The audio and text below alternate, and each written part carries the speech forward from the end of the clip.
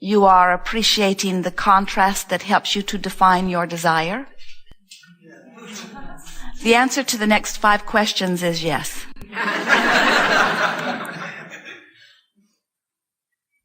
Even when your desire has not yet come to fruition, you still love it percolating within you? Yes. And even if it never manifested, the existence of the desire within you is enough? We're pushing it, we know, but the answer still must be yes. It's tricky, you see, because when you're able to say, yes, I love the existence of a desire within me, even though my desire has not yet manifested, I love the pulling power. I love the creative juices that flow. I love source energy flowing through me toward my focused desire. And even though circumstances and events have not yet lined up, even though the timing is still just a little bit off, even though I have not yet figured out how to become a perfect vibrational match to what I'm asking for, still I love the existence of my desire. Because I know that that is what puts the eternalness in eternity. I know that the entire universe, we're speaking for you, I know that the entire universe exists to produce within you, me, you out here on the leading edge, this focused desire. And when that desire is pulling through you, calling through you, being called through you by you, being called through you, by you, from you. We are all in this together. When that desire is there, that fresh feeling desire, you remember how desire feels when you don't doubt it? You haven't trampled it to death with your pessimism? You know, that fresh feeling desire, that feeling that, oh, I'd like that, and I can do that, that feeling, that's how you feel from non-physical. That's how we always feel on your behalf. That's the way desire is supposed to feel. But there are many physical friends who have practiced beating the drum of, why won't it come? Why don't I get what I want? Why do others get the things that they want and I don't get what I want? Why is it that I've wanted this for so long and it has not come about? When you beat the drum that sounds like that, you begin to develop habits of thought about your desire that are so different from the vibration of your desire that you become a vibrational mismatch to your own desire. So then your words say one thing, but your vibration says another thing, and because of this powerful law of attraction, which does all of that sorting out, your desire, even though you are asking and even though source energy has lined up endless situations to deliver it to you, your desire can't come to you right now because you're not letting it in. Just like when you set your radio tuner on 98.6, you can't hear what's being broadcast on 101 FM. Your frequencies have to sync up. So the frequency of your desire and the frequency of your day-to-day thought about your desire have to be on the same vibrational wavelength. And how do you know when it is? It feels good to think about it. How do you know when it isn't? It doesn't feel good to think about it. So, let's recap. Complaining about something means you're out of sync. Justifying why it should come to you means you're out of sync.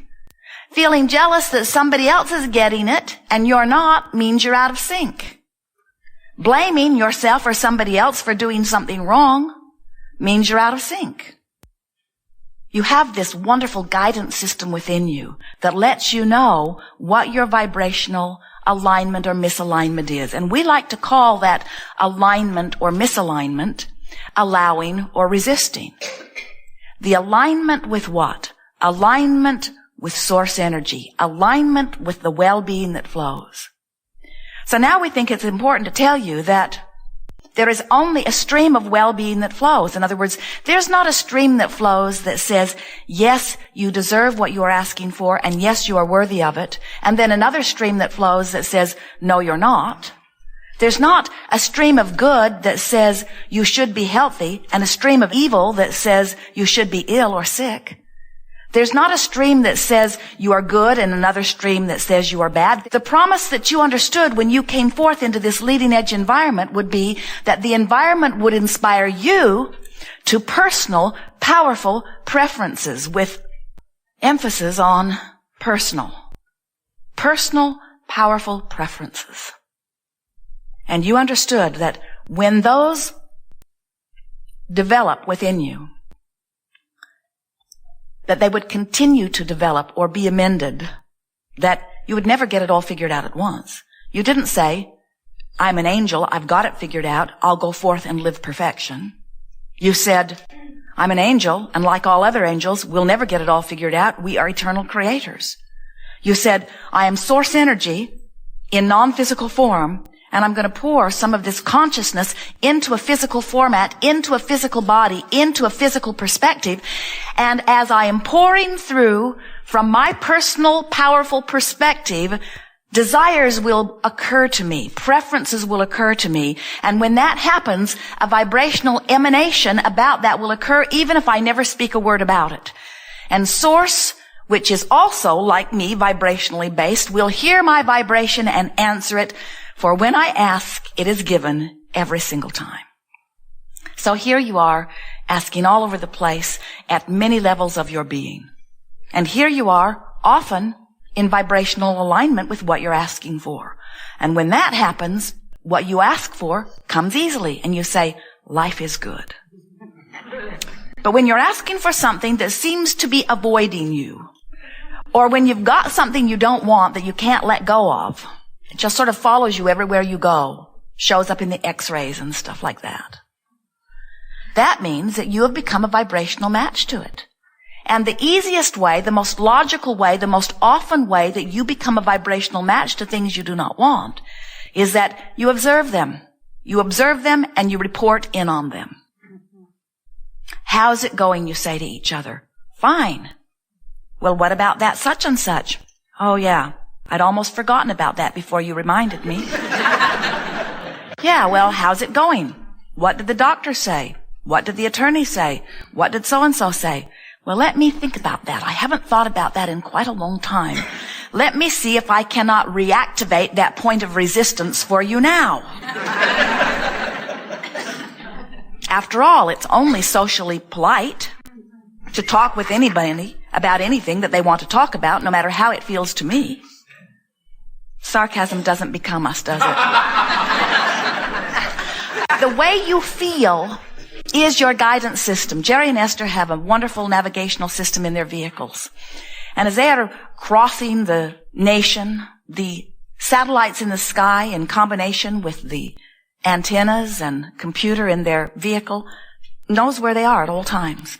So then they just program a destination, and Magellan calculates the route and says, go this way, go this way, go this way. It's an interesting thing the way Magellan works, because Magellan has one function only: to figure out how to get from wherever you are to where you want to be. That's all. Magellan never says, where have you been? In order to correctly calculate from where you are to where you want to be, first, I need to know every place you've ever been, and how long you were there, and how you liked it. Magellan is not interested in any of that because it is irrelevant. And your own guidance system is not interested in any of that either because it is also irrelevant. Where you have been has nothing to do with where you are going, except that as you've been there, you were so aware of being there and usually so often talking about being there that you most likely did develop some vibrational habit about being there.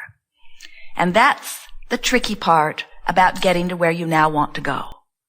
If you are vibrationally offering more about where you are or about where you've been than about where you want to go, you're not programming your guidance system in a way that it can be effective for you. It's like saying, I want to be over there, but I'm talking about over here, so your guidance system thinks that you want to stay where you are. So everything that you do and the entire universe, everything that responds to you, gives you more about where you are. And then with your words you say, no, can't you hear me? I don't want to be here. I want to be over there. And if your guidance system could speak to you in the way that we are, your guidance system would lovingly say to you, then it might be a good idea to start talking about where you're going instead about where you are and instead about where you've been. Because as you talk about where you are or about where you've been, that's the signal that you offer. And that's the signal that everything universally is responding to. That's why it feels sometimes like you're stuck on this spot. You're not stuck because things are always changing. But if it feels like you're stuck, it's because they're changing to the same thing over and over again. That was really good. Those are powerful things to contemplate, because when you get it in your mind that your motor's always running and that the universe is always responding to it and that wherever you're pointed is where you're going, and you realize if you're pointed to the past, then you're just recreating more of the same, or if you're looking at what is powerfully, then you're just creating more of the same thing. But if you are looking forward, if you are looking into the future, if you are looking for change, if you are looking for new, if you are looking for improvement, then that's what's coming to you. It has to be. It is illogical for it to be otherwise. The laws of the universe are exact. They are constant. They respond to you unerringly. You never, ever, ever get something that you are not a vibrational match to. It has never happened to anyone, and it is not happening to you. Occasionally Esther will say, Abraham, are you sure about that? I'm certain that I was doing a better job than this. And we say, bless the manifestation, because the manifestation helps you know how you're doing. And it doesn't matter how anything seems to be turning out, because all it does is give you more information about what you really prefer. If something turns out not so much the way you like it, all it does is help you to launch more rockets about what you do want.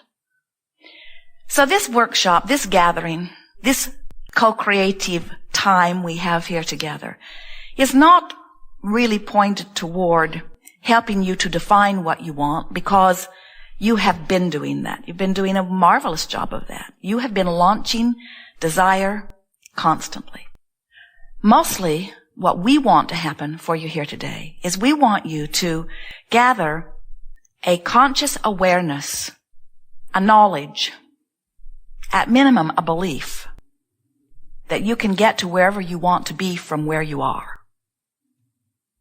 And the thing that we most want to impart to you is, if you will stop trying to do it all at once, it will go better for you. Because law of attraction is the best friend that anyone has ever had.